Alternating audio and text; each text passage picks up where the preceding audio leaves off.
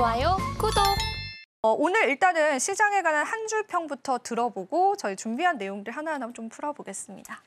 네, 오늘은 아무래도 주인공인 삼성전자가 될 수밖에 없을 것 같은데요. 삼성전자가 어쨌든 이번에 컨퍼런스 콜에서 내용들을 살펴보면 삼성전자가 그래도 시장이 원하는 내용들을 언급을 해주었고 삼성전자가 지금 소폭도 내리고 있어서 좀 안타깝기는 하지만 어쨌든 그래도 추세적으로 21선을 돌파해주는 흐름이 나왔기 때문에 오늘은 삼성전자가 하드캐리했고 또 어느 정도는 해내지 않았나라는 생각이 들어서 오늘은 삼성전자가 주인공인 날이 아닐까라고 생각을 합니다. 네, 삼성전자가 오랜만에 또 주인공이 되어주는 것 같습니다. 물론 주가 탄력이 조금 약화되고 있다라는 부분들에서 다소의 이제 리스크들은 좀 감안을 해야 될 것 같습니다. 오늘 저희가 또 삼성전자의 실적에 관해서 자세히 좀 뜯어보고 이야기들을 조금 나눠볼까 합니다. 자, 일단 오늘 삼성전자의 실적, 성적표 대표님께서는 어떻게 보시고 또 어떻게 분석을 하시는지 궁금합니다. 한번 이야기 들어볼까요? 네, 실적은 사실 좀 좋지는 못했어요. DS부분 실적 좋지는 못했는데 그래도 우리가 원하는 내용들에 대해서는 언급을 해줬다라고 생각을 하고 있습니다. 특히 HBM 관련해서 이제 HBM3 이 8단 컬 테스트 통과에 대한 부분은 사실상 좀 확실하게 언급을 해줬다라고 봐도 무방할 것 같고요. 다만 사실 8단 같은 경우에는 이미 기존 제품, 신제품이 아니라 이제 호퍼 쪽이다 보니까 이제 앞으로 신제품 12단에 대해서 또 시장이 궁금할 수 있는데 그 부분도 지금 명확하게 명칭을 이야기하진 않았지만 시장에서는 아마 12단 이제 신제품이라고 이야기를 했기 때문에 차세대 제품 그런 12단이라고 우리가 생각을 했을 때는 그게 2025년 1분기 때 또 납품이 될 수 있다라는 부분도 한번 그 기조를 확인해 줬는데요. 물론 삼성전자는 지금까지 얘기해준 스케줄대로 약속을 못 지킨 적도 있기 때문에 이 부분이 과연 잘 진행이 될 수 있을까라는 부분은 좀 있을 수는 있겠지만 어쨌든 시장이 원했던 부분 8단이긴 하지만 그래도 통과에 대한 부분들을 언급해줬다는 거 그 부분이 굉장히 좀 눈에 띄는 부분이었고 또 3분기 지금 HBM 관련돼서 지금 가지고 있는 비중이 10%라고 한다 하면은 지난번 같은 경우에는 이제 앞으로 4분기 때 HBM 향 매출 같은 경우에 이제 전체 매출에서 한 30% 정도 차지할 수 있을 것이다라고 했는데 이번에는 50%까지 이제 이야기를 했다라는 부분도 향후에 HBM 관련돼서 성장성을 좀 기대할 수 있다라는 거 이런 기조들을 확인할 수가 있었고요. 물론 좋은 부분만 있었던 건 아닌 것 같아요. 사실 파운드리 쪽으로는 맞아요. 여전히 부진한 흐름들에 대해서 파운드리 시장 자체로는 성장할 수 있다라고는 했지만 삼성전자가 그 안에서의 성장을 같이 할 수 있다라는 부분은 사실상 없었고 오히려 축소하는 흐름 그리고 지금 HBM 관련돼서도 엔비디아의 입김이겠지만 지금 파운드리 쪽을 TSMC와 같이 할 수 있다라는 이야기가 또 나오면서 오히려 상승세가 좀 제한되는 모습을 보이지 않았나라고 생각을 하는데 일각에서는 이렇게도 얘기를 하더라고요. 이게 TSMC가 경쟁사라고 생각을 안 했기 때문에 이 부분에 있어서 되는 게 아닌가. 자존심이 상하는데요, 대표님? 약간 네. 그런 얘기도 같이 네. 나오고 있더라고요. 그래서 이러한 부분들이 좀 상승에 대한 부분은 어느 정도 제한시킨 요인이 아니었을까라고 생각이 드는데 전반적으로 저는 삼성전자 굉장히 우려를 많이 했었지만 그래도 시장에서의 원하는 이야기들을 몇 가지는 좀 던져줬다라고 생각을 하고 있어서 긍정적으로 받아들여도 되지 않을까라는 의견을 좀 드리고 싶습니다. 네, 일단 지금 저희가 이런 실적 발표에 관해서 시장이 받아들이는 분위기는 아직은 좀 가닥이 안 잡힌 느낌이 좀 들거든요. 또 상승으로 전환이 됐다가 지금은 또 약보합 상태로 이제 나타내주고 있는데 우리가 시장이 원하는 대답을 삼성전자가 해줬다라고 해도 이게 이제 주가의 모멘텀으로 가져가려면은 사실은 그 약속들을 좀 지켜줘야 되는데 이전에 지키지 못했던 것들도 있고 해서 이제 투자자분들은 고민이 좀 되시는 것 같아요. 대표님 개인적으로는 어떻게 생각하세요? 이 약속들이 과연 지켜질까 보시나요?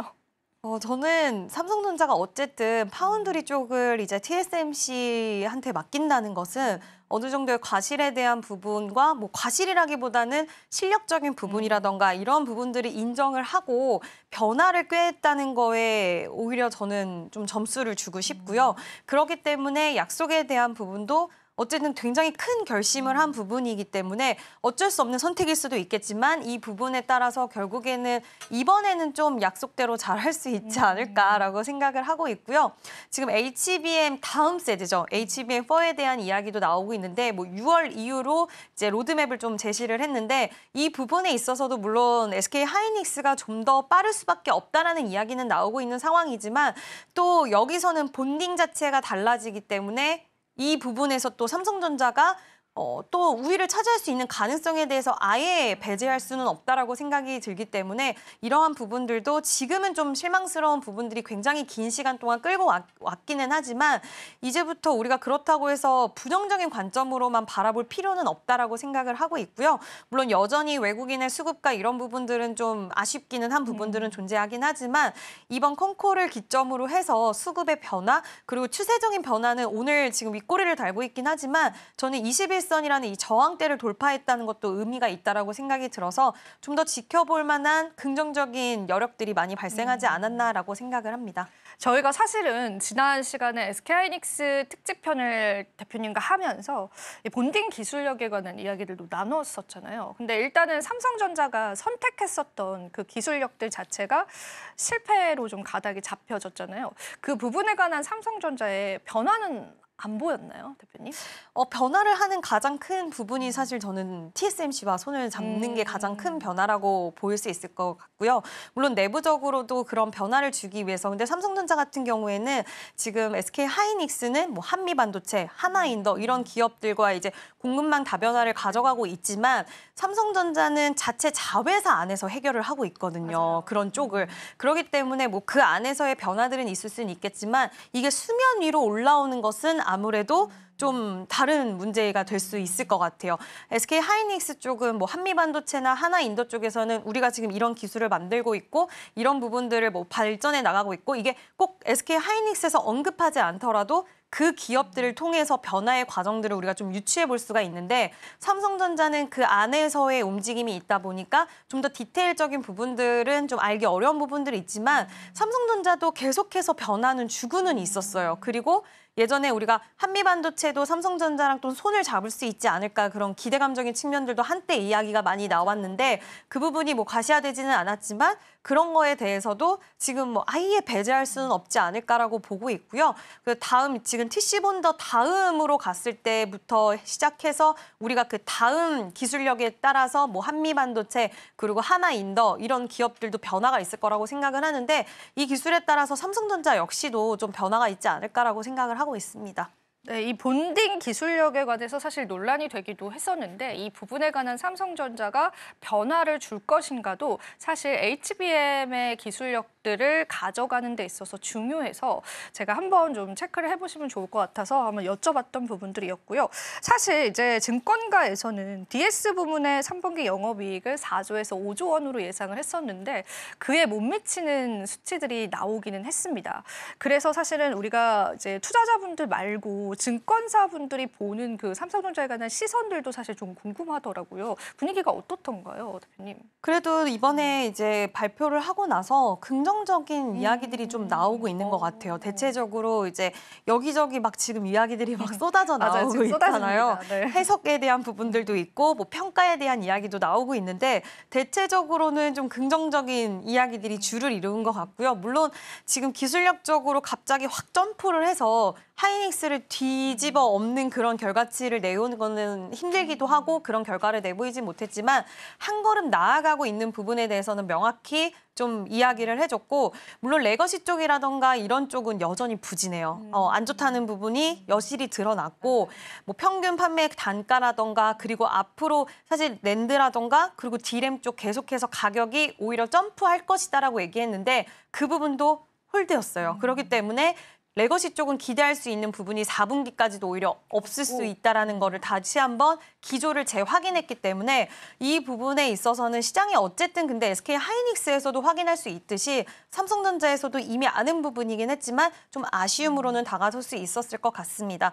근데 제가 오늘 이제 삼성전자 콩콜도 굉장히 좀 만족스럽고 그런 부분들도 있지만 지금 시장에서는 오히려 우려스러운 부분으로 보는 건 지금 빅테크 기업들이 실적이 생각보다 좋지 못했어요. 맞아요. 그러니까 가이던스가 안 좋았어요. 그러니까 지금 클라우드 부분의 매출은 괜찮은데 제시하는 가이던스 자체가 약간은 부정적, 약간은 보수적 이런 게 있다 보니까 AI 시장에 대한 성장성과 그리고 이 사실 빅테크 기업들이 계속 투자를 단행을 해줘야지 같이 커지는 부분인데 이런 부분들이 막혔을 때에 대한 부분들이 지금 시장에서는 좀 드러나고 있는 것 같고요.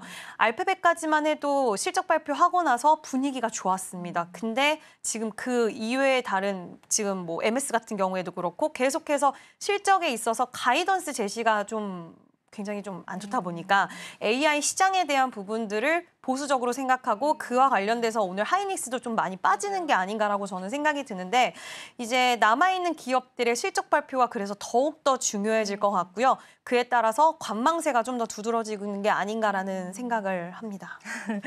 일단은 이제 저희가 전반적인 AI에 관한 슈퍼사이클들 좀 지났다라는 가닥이 시장에는 잡혀가는 것 같습니다. 실제로 이렇게 AI 기업들, 빅테크 기업들이 계속되는 투자를 해야지 그게 우리나라 기업들에게도 좀 좋은 영향력을 끼칠 텐데 그런 부분에 있어서 약간의 이제 고점 부담감들 여전히 계속 거론이 되고 있고요. 일단 우리 투자자분들도 아마 다 아실 겁니다. 이 AI 관련 반도체에 관해서는 이전만큼의 이제 슈퍼사이클은 없을 것이다라는 건 대부분 아실 것 같은데 그래도 오늘 삼성전자의 실적 발표를 토대로 반도체주들에 관한 온기를 기대하시긴 했었던 것 같아요. 근데 여기서 저는 약간 좀 자세하게 듣고 싶은 부분들이 아까 대표님이 이미 짚어주시기는 했습니다. 실적 지나간 내용이긴 한데 이 조건부 승인 이 부분에 관해서 명확한 명시는 없었던 것 같은데 그 분위기들을 종합을 해봤을 때 테스트 통과 될 것 같나요? 완전히? 저는 일단 긍정적으로 보는데 이번에 우리가 지금 유출을 하는 거예요. 왜냐하면 그쵸. HBM 차세대 제품 이런 식으로 얘기해서 우리가 맞아요. 이건 12단이다. 맞아요. 그리고 그러니까 그건가? 이거는 약간 이렇게? 8단이다. 이렇게 네, 우리가 맞아요. 유출을 해서 지금 생각을 하는 부분이라서 이것도 애매모호할 수는 있을 것 같아요. 근데 이제 사람들도 그렇고 저도 그렇고 계속 유출을 하면서 아 이렇게 그림이 가면은 결국에는 그렇게 되지 않을까 이런 식으로 이제 유출하는 과정인데 그래서 주가의 흐름이 더욱더 시원하게 상승을 못하는 걸 수도 있다라고 생각은 합니다. 약간은 두리뭉실하게 없잖아 있었기 때문에.